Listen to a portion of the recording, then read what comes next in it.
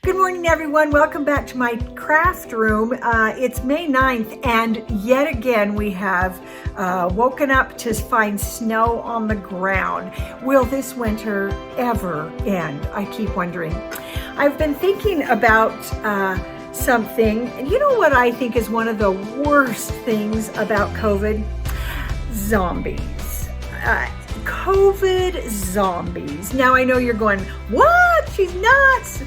Okay, this is what a COVID zombie is. I'm a COVID zombie because what happened is in that extended lockdown where, life stopped, the normal things we would be doing, the places we would be going, the activities we were normally involved in, they all stopped, and they stopped for a very, very long period of time.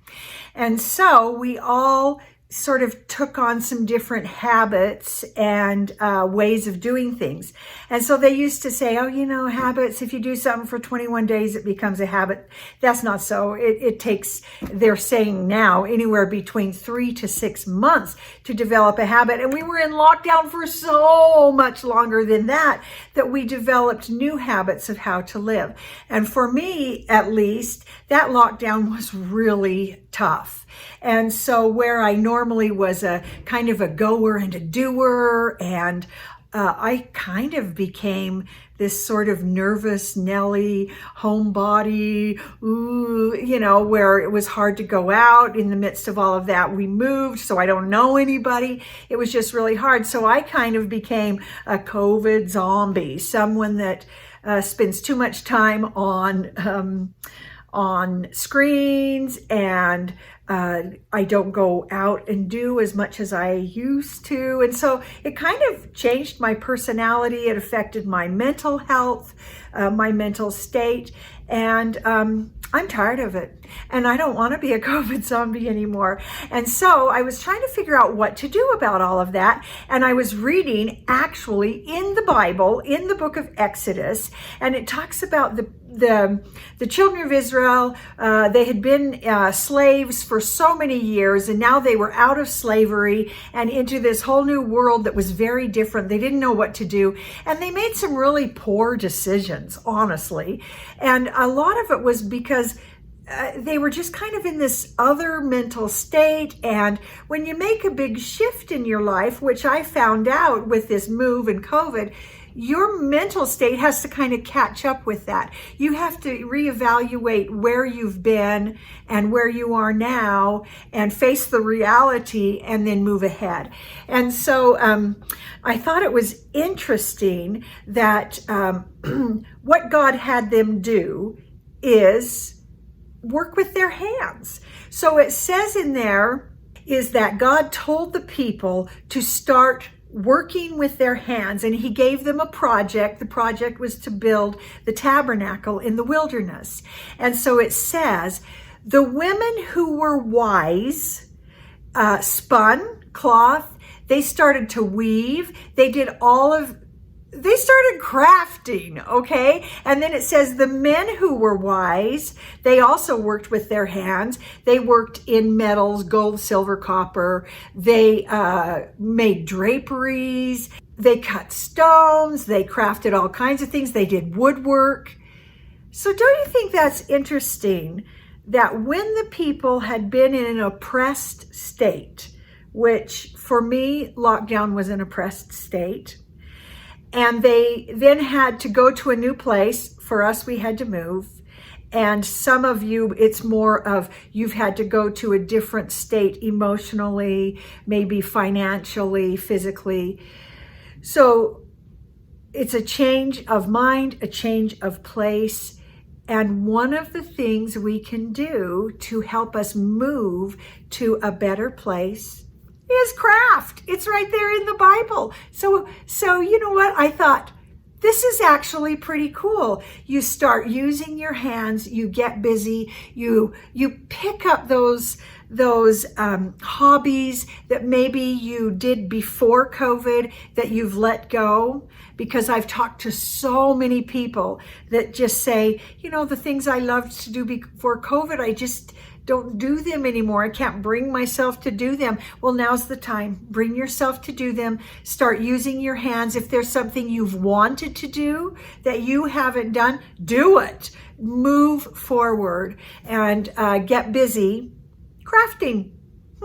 That it's good for your mental health, and it's good to get you moving ahead in a new direction. So join with me today and let's help ourselves become not COVID zombies, and let's get crafting.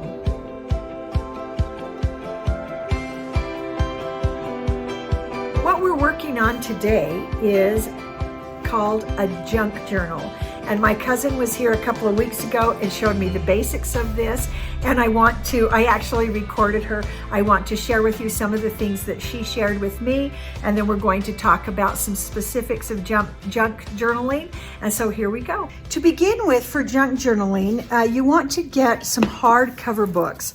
And these are at the dollar store. These were all $1. Most of them had a paper cover jacket over them, but you choose the size that you want. They come in a whole bunch of different sizes, but you know, it's $1 and that's your basis for the junk journal. And so this was mine. I don't even remember what it was called, but it had a black cover, and I was doing mine with a bee theme. And so I went ahead and chose that one. And then I'm going to talk about what my cousin taught me about junk journaling. So I'm going to leave those there. Now, one of the issues with junk journaling is stuff, organization of the stuff, because junk journals involve a lot of things. And so you might find fabric. Here's three fabrics that my cousin actually brought to me, all with a bee theme, because you can use fabrics in your junk journals. And then also just interesting papers. Here's some scrapbook paper, some hexagon print paper, just all kinds of paper things that you use. And so what she does is she uses these 12 by 12 scrap paper holders, and they're just so great because it's easy to transport. And when you're working on a junk journal, things can get just everywhere. So this makes for easy cleanup. It all just goes in the packet, and for easy transport if you're, taking them to a table or to a friend's house or whatever. So all of that can be kept right within that 12 by 12 packet. And I think that just is such a great way to organize your things in your junk journal. Other things that you might be using are little charms. She brought us a whole bunch of little charms here that we can use. Bees, butterflies, seashells, keys, just so many different things. And those add a little bit of fun to your junk journal. I actually added some little tiny raised bees to the cover and the backside of my journal. And so that just kind of makes it fun. She also brought these corner protectors. There are just so many fun things to do. So she brought other things for us. She brought some things that have to do with Paris and France for one of my daughters. She brought us so much. It was so generous. This is a Disney themed junk journal with just cute fabrics, tags, stickers. And so she had been collecting these for quite a while, and then just brought each of us our own little individual packet based on theme. This one, I think the theme was just retro, and so she just gathered things as she went. But that is just a great way to keep everything organized. And then when we're working on them, each of us can just grab our own packet, and these fit into our cubbies in our craft room, in our IKEA bookcase. So very handy way to go with a junk journal. In order to keep this book from becoming this big, wide alligator mouth, you actually tear out papers. You tear out pages. So you actually save the pages so that you can use those as a base for gluing on, and then you don't get glue everywhere. So what she had me do to start is we actually went through the book and did some folding. So for example, on this section, every time we start a new section, she said you generally go a regular flat page and then a folded page, and you can fold them any way you want. So this one they're going to fold in like this, and maybe make little pockets here, or there's just, you can do it any way you want.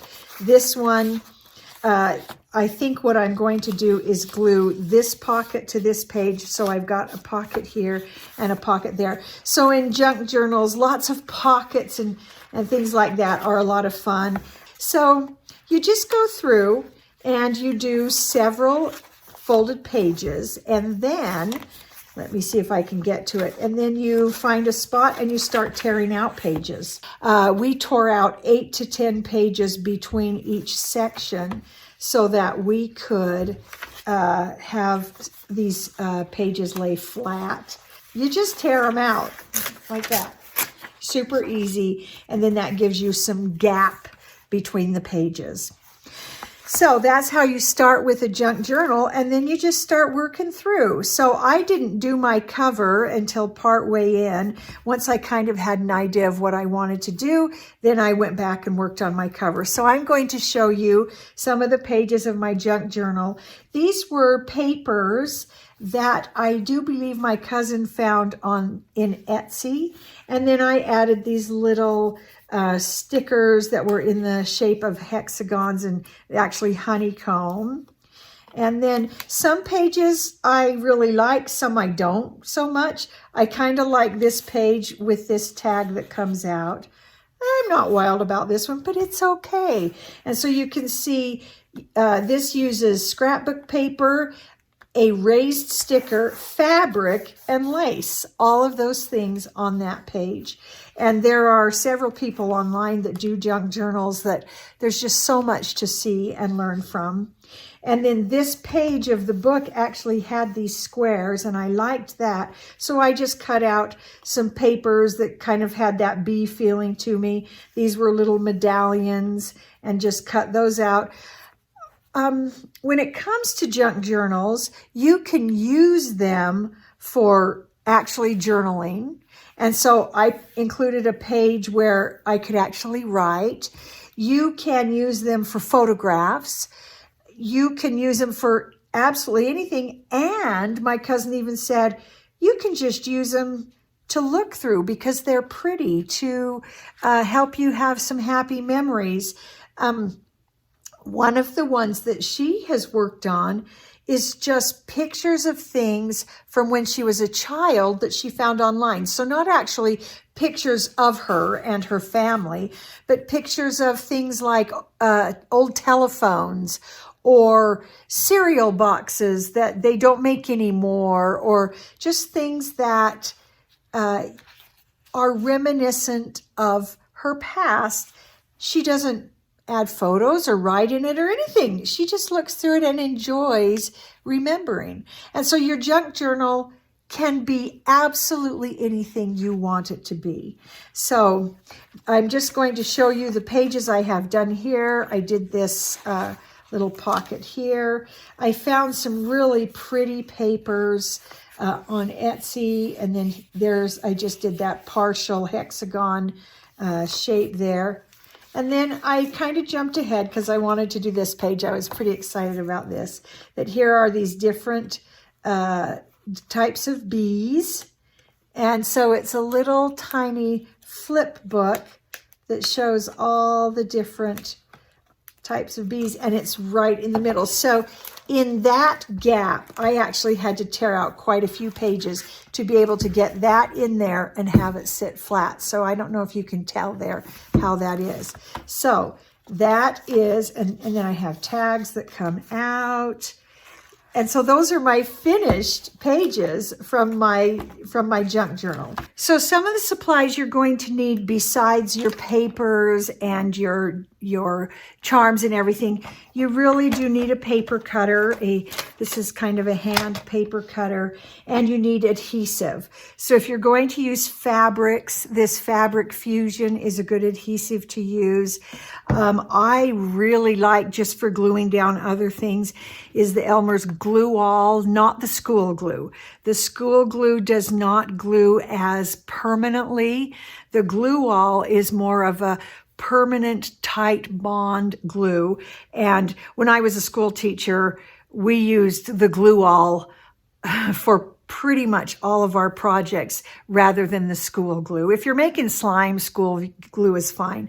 But if you want something to really stick, you really need the Glue All. And of course, you can use the tape runner, which I really like. You can use pop dots, all kinds of things. You also need a good pair of scissors, and I like having a measuring tape on hand because it's easier to come in, and if you're doing a whole page spread like this, to be able to measure the page and be able to then cut your papers to that size and glue it right in.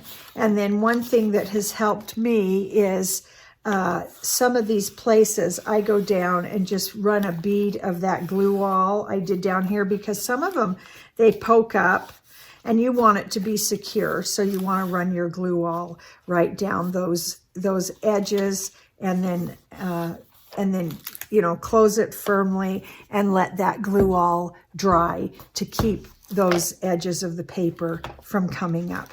So today we're going to do a couple of pages in our junk journal. So you notice you don't have to go in order, you know.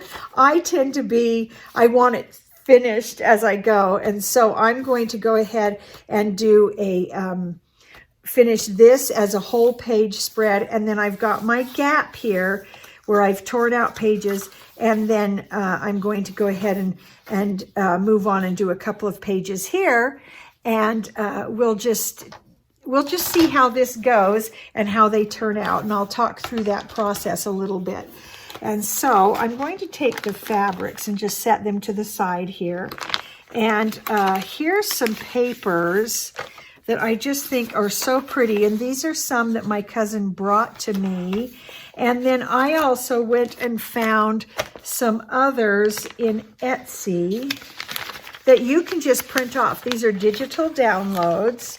And I just really liked the combination of these, you know, kind of pinks and pastel colors, and I felt that they coincided fine with the other papers that I had, and so we're going to go ahead and use those. I haven't done this yet. I haven't tried this yet. Maybe what I'd like to do is fold this in half. I get so many things in the way. And see about just gluing that straight in there. Let's see, do I think that would work? And then I don't have the worry of those edges popping up. I think I'm going to go ahead and do that. And then there's the space for writing. I could also put pictures of beekeeping that I've done, anything like that. So I'm going to start with my Glue All, and I'm going to go straight down that spine and slip that in.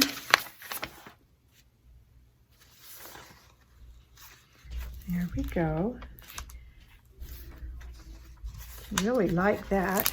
Let's make sure we're kind of down in there. Good. And then I'm going to let that dry a little bit, and then I'm going to come back and glue it down onto the other pages. Let me show you how to do these where I've got this flap here. And I folded this down to remind me I wanted to do a pocket. I'm going to actually trim this down right at the fold. That's what I'm going to do. And as my cousin keeps reminding me, there's no wrong way to do it. So do it the way that seems to work best for you. So I'm going to trim those. Then I'll show you what I do with that edge when I bring in the decorative paper or fabric or whatever I'm using. Okay, so I think I'd like to use that real pretty decorative paper. And I know that my pages are right about 5 inches wide. And so we're going to trim this maybe just a little beyond that so that I can get it really tight down there. And then let's see if this is what our width on there is. Okay. So they're the same. All right, so now when I come in with those, I want this to be seen when I open the page. And I'm going to then, that's going to end up glued down in there. I'm going to take this Elmer's glue stick, and I do like these because they're kind of a fast, quick glue down. And then I'm going to go ahead and line this up and close up my book so that it sticks flat to that page. Okay, and then let's open it back up. And you'll notice that it hangs over the edge of the book page. I'm not going to worry about that yet. I will take care of that. And then here's this one that's going to come in. And I'm going to do the same thing with this, is get it stuck down.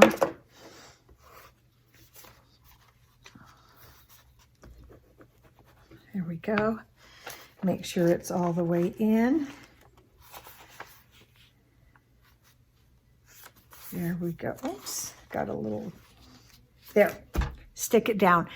Now, while those 2 pages are gluing down, I'm going to go back to the other one. So this is a way to manage working on your book. You work on one, get the glue going, and then go work on something else and come back. And that way you're not just sitting and waiting for glue to dry. So on this full page spread, I'm going to do the same thing here, where I'm putting the page down to glue. And then we're going to do this other side. And this is one of the advantage of this being a book that's already made, is it's already bound and lined up so that when you close it up, it should lay pretty flat. Okay, there. Now, while that's setting a little bit, let's go back to this page. So, on this page, I've got this place where I cut off the page so that I could create the pocket. So when I trim my decorative paper, and I'm actually going to trim both of those at once, I am going to give myself, 3/4 of an inch or so of the decorative paper over the top of my cut. And I'm going to save those because I'll be using those. And then I can fold that paper over the top like this and kind of finish that raw edge. And I'm just going to push that down in there so that it's not a cut edge here, it's a nice raw edge. And I did that, I cut both of them at the same time. So then I can just fold that down over the top, create a really nice finished edge, and then just make sure it goes clear up into the crease of the book. So when I open it up, see how that looks? Isn't that pretty? Now I do see that I am going to have to run my bead of glue right down there to help hold all of that down. So now I'm going to close up, push, and now go back to this page. And these 2 pages are actually almost done. They hang over the edge of the book a bit much, and so all I'm going to do is come back through and trim those down. So I usually cut my paper, my book is the page is basically 5 1/4. So I generally cut it about 5 1/4, maybe a little over that, so that I'm sure it will cover the page, and then I can just come back through and trim it as I need to. There we go. Now, some people would say that is just too simple. I really need more decoration. It's very personal preference. I tend to be a less is more, keep it clean kind of person. Some people will layer and layer and layer, and they enjoy that. If that's what you enjoy, do that, okay? But so you're going to create this in such a way that you will enjoy it. So you do it your way. All right, so what I'm going to do now, we're going to cover this top part. And so I'm going to find some other papers in my packet here. And I tend to like a less busy look. So I think I'm going to go with this. I love this green. And I think I want to use that on both sides so that the pages kind of match and look cohesive. All right. Let's see. So that's just about right. So I'm going to cut that again at 5 1/4.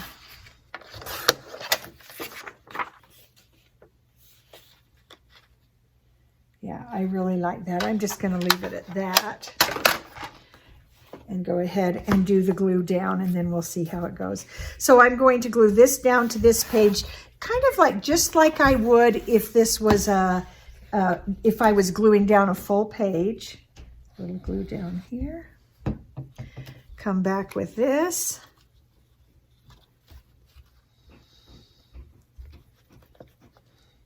Around the edges. And do a glue down. Okay, and then we're going to do the same thing to the other side with this piece. Make sure it's going to work. Okay. So, same process. Glue it in. Do a little bead of glue down there to hold it in the crease. And then glue around and close it up. So now, as we're doing this one, I can go ahead. I'm going to leave no glue here because I'm creating a pocket. So now I'm going to put glue on the side and the bottom. So then that gets closed down and this is still open. And I'm going to do that on both sides, and then I'm closing up that page so that those items can really stick down. And as I look through that book, I glue when I see things that have come up, like I did things a few days ago, and then as I look back through it, I have glue handy in case I need to re-glue down. So we can see that page ready to go. And then this one, we just did a weirdo fold, and I'm not exactly sure what I'm going to do with that. I think it would be really cute to have a little short something here and have that be freestanding.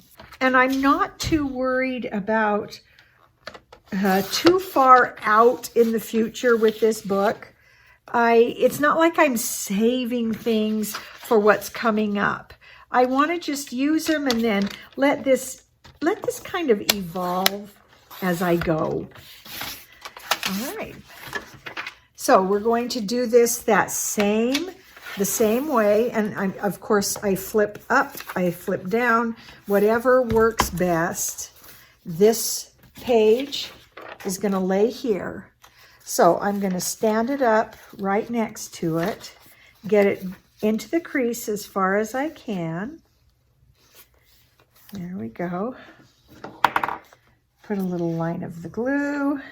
Oops, and it's popping out of the crease. There we go. And then come with my glue stick and just get that glued down. Okay, and stick that back into the crease and then close that up. Okay. So things don't have to be absolutely perfect in a junk journal. All right. So now let's come back to these pages and let's see about finishing those up. So I'm going to, I see I need to do some trim down on the edge, which I had expected. So I'm going to just trim through that.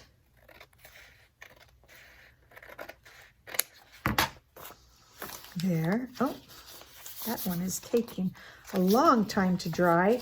And then we're going to trim up this other edge.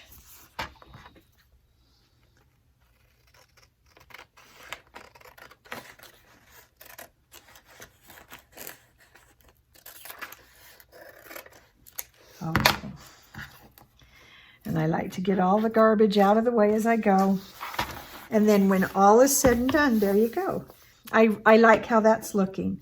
And so now I can just go ahead and put some, I'm kind of liking these two pre-made cards that can just go right in there and just have be a fun little something. And you saw how quickly then those 2 pages, this one, it didn't take me long to get 1, 2, 3, 4, 5 pages done, and 2 of those pages have pockets. And so let's go ahead and trim this one.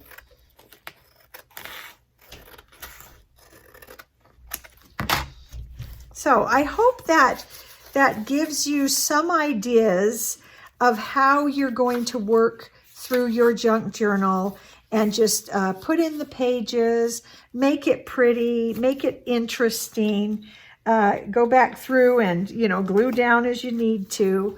But you can end up with just 10 minutes here and there, you can end up with a pretty interesting, fun junk journal. I think today this spread with the 2 pockets is my favorite that we did today, and I'm still trying to decide exactly how to do that. But I have lots of space if I want to write or if I want to add photos.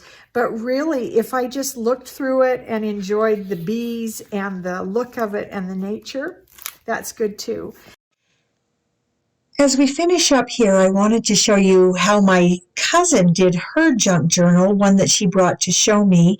And she actually sews pages into a junk journal as another option.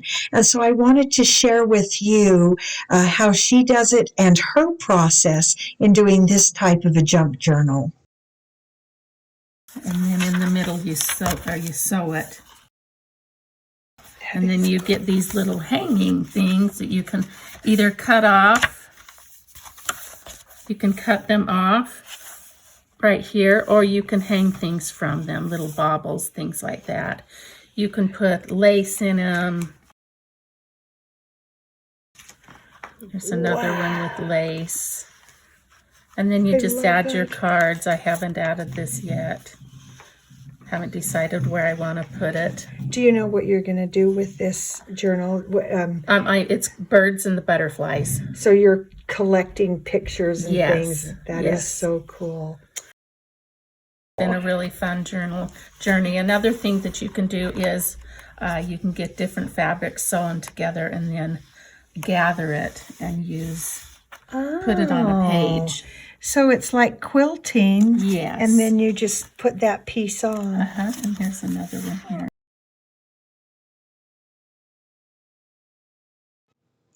Another thing that my cousin has created to keep her pictures organized is this little flip book where she used vellum to create pockets to organize different topics of pictures.